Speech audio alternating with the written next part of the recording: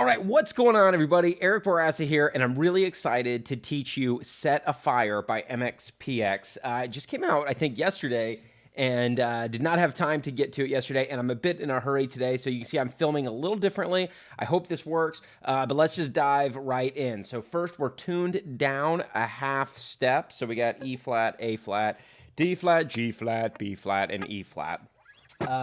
And then we've got this intro note with like a ring modulator and delay effect on it, but you can just hit those notes. You can even do like some tremolo picking. Pretend like you're playing Maps by Yeah Yeah Yes. Okay, or set lots of delay and reverb and just let those notes kind of wash out. And then we get into this intro riff.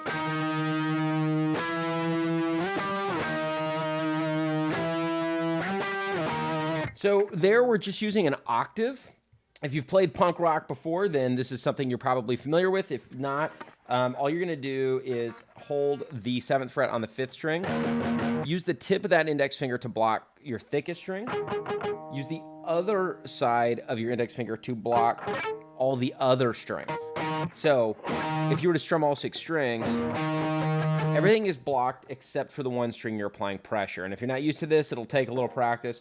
And then put your pinky on the 9th fret of the 3rd string. So we've got block, 7, block, 9, block, block. So you can hit everything. You only hear those 2 E's ringing. Okay, so 7th fret,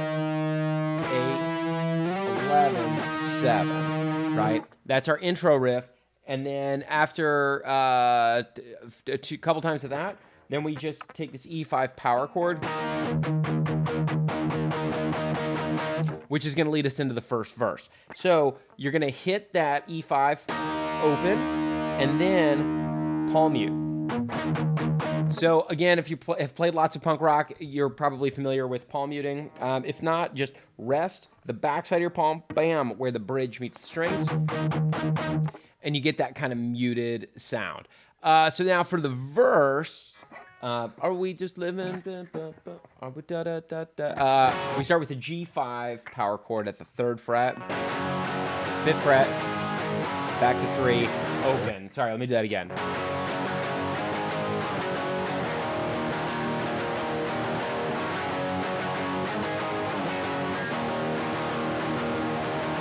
Okay, cool. So the rhythm for these are just power chords. The rhythm for this is the classic punk rock strum pattern: down, up, down, up.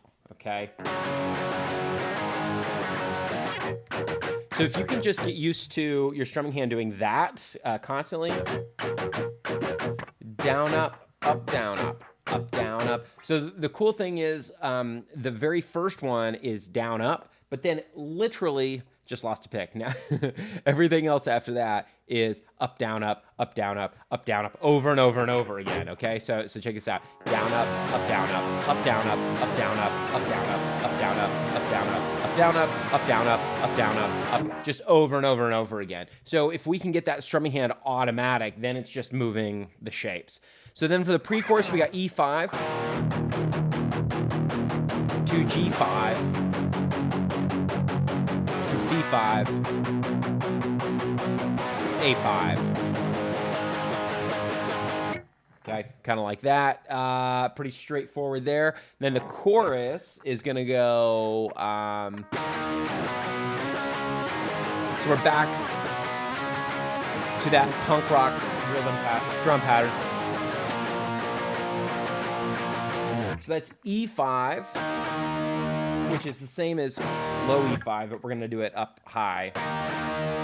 So down, up, then change to C5 at 3, then change to D5 at 5, then A5 at 5 on the thickest string.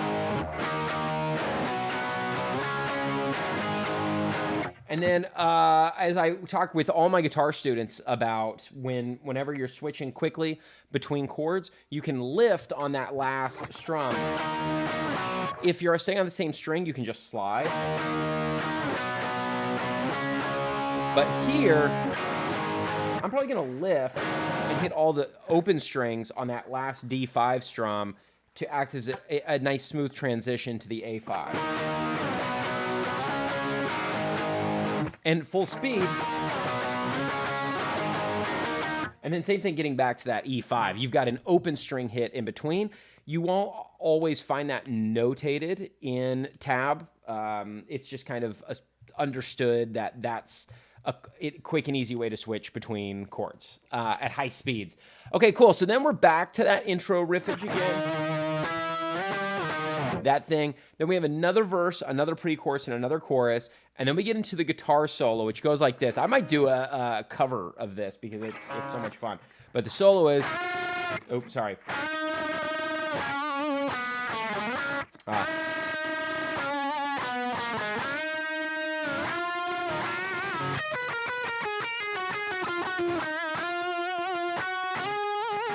All right, so what we have there is an octave or a unison bend at the 5th fret of the 2nd string, plus you're going to bend the 7th fret of the 3rd string. And that kind of tension and release is what makes that special. So bend that 3rd string, but you got to keep that index finger in place. Notice where my thumb is on top to help kind of give myself some leverage. And I'm using the 2nd finger behind that 3rd finger to support for that bend. And then 7, 5, 4, 2. You could also leave out that 2nd fret because that's a tough switch. That's a much easier transition, just doing the 5 and the 4. But really, the recording sounds like... That's a tough transition to get back into, but you can do it. And then unison bend at 5 and 7, 7 and 9, 8 and 10. Such a great technique to practice. Then we get this like descending 3s lick.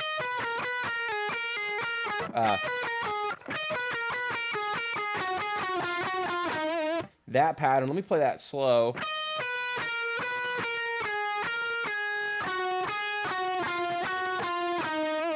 That whole pattern, there's some picking and some pull-offs going on. So you might do a slide there. You might do a pull-off. So you can pick all the notes. Or...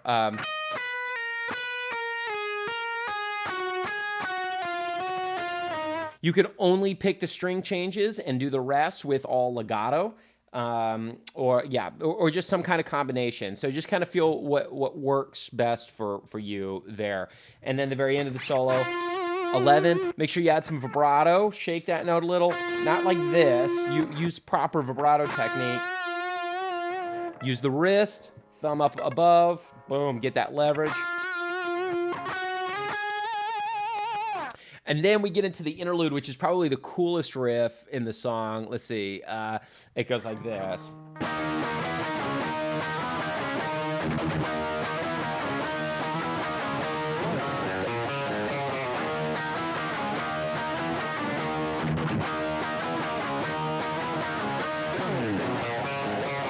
Okay, all right, let's talk about that real quick. I wish I had the backing track to play along to right now. But alas, I am pressed for time.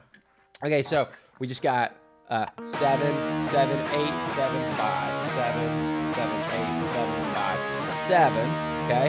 And then super fast, just low open 6 string, palm muted, just 4 hits. So you might practice just as an exercise. E5, chukka, chukka, E5, chukka, chukka. If you're not used to switching back and forth from open to palm mute real quickly.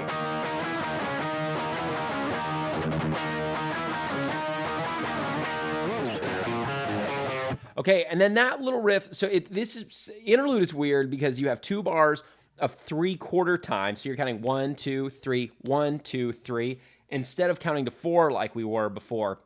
And then we have a bar of 2. So it's 1, 2, 3, 1, 2, 3, 1, 2. You could also just think of that as being almost like 4/4, but not quite. So 1, 2, 3, 1, 2, 3, 1, 2, 1, 2, 3, 2, 3. 1, 2, 3, 4, 5. So then we're in, and then the second half of that interlude, 2 bars of 3/4, and then a bar of 5/4. Why is this important? You can just feel it, but if you know how to count it, it does make it a little easier to organize it in your mind. At least I find for me. So E5 2 beats, 1, 2, and then we start that. So 3 on the thickest string, 2 on the 5th string, open on the 4th string, and then 5 on string 6, 5 on string 4, 4th fret on string 5. 5th fret on string 6, 5th fret on string 5, 4th fret on string 5. And then that's the interlude, okay? So then after that, we have another pre-chorus. I'm not putting the tab here for it. It's just the pre-chorus chords, but with single hits. Oh, that's the one.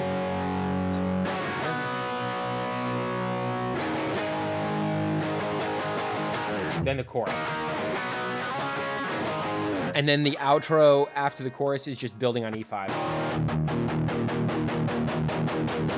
with palm muting. And then that's it. Okay, so that's Set a Fire by MXPX, a band I have been listening to for 23 years. First got their album Life in General back when I was 16. So 23 years I've been listening to MXPX. And this is a great, just punk rock song. So I dig it. Let me know what you think. You can download the PDF, the tab for this, if you would like a full chart of it, link in the description. And then also I'm offering 50% off my unlimited guitar lessons program for anyone that would like to try it. That's limited to the next 9 students until November 1st, 2024. And let me know what you think. And then also, you let me know. Okay. I don't know. I don't think I'm going to edit that or cut it out. So sorry.